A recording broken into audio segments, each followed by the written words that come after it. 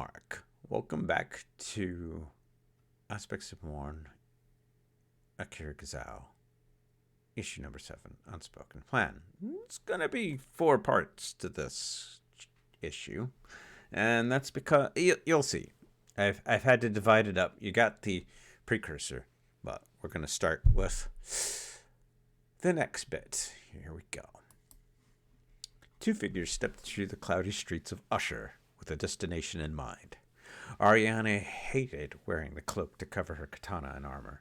However, Elric had insisted upon the ruse. Once again, the immortal wore a trench coat over his leather armor.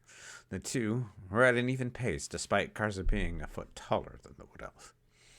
"May I ask you why you are seeking redemption?"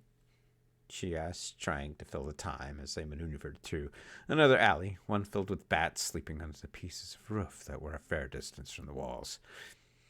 "Did the demonic sword really have that much of a sway over you?" "Let me answer with a question of my own," he said. "Why are you 3 so full of positive emotions? Why do you care so much about Mourn, about each other?" "I crave honor, love, friends," Ari responded. "I seek these things out in others. It is not merely a samurai code, but it lightens my heart. Why not look for these things?"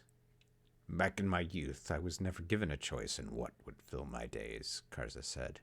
"Where I was raised, you either did as you were told, or you were punished. I was forced to slaughter family and friends to survive. I did not know another way. Then I came to mourn with Quinn." "I am glad that demon is gone," Ariane said, almost spitting after the name escaped her lips. The demon, before its imprisonment, had been responsible for ravaging countless elf worlds. The Dark Elves had lost their entire world before the Pantheon had trapped Quinn within the sword.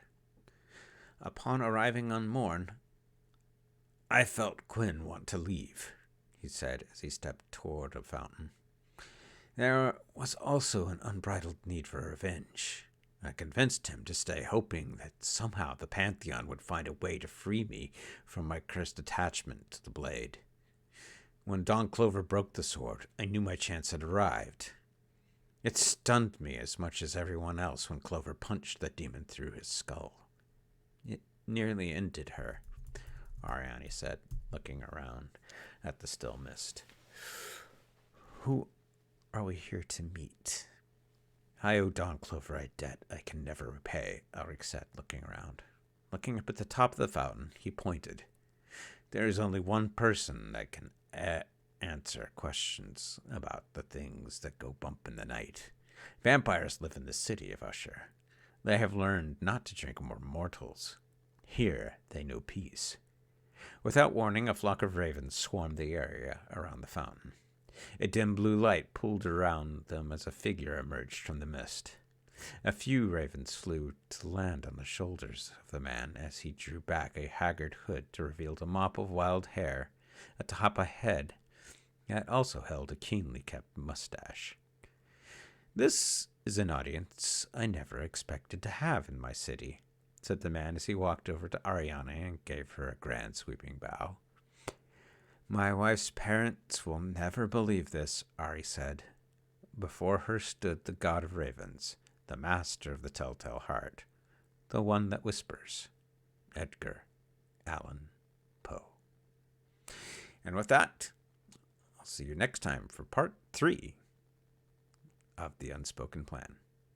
And thank you for listening.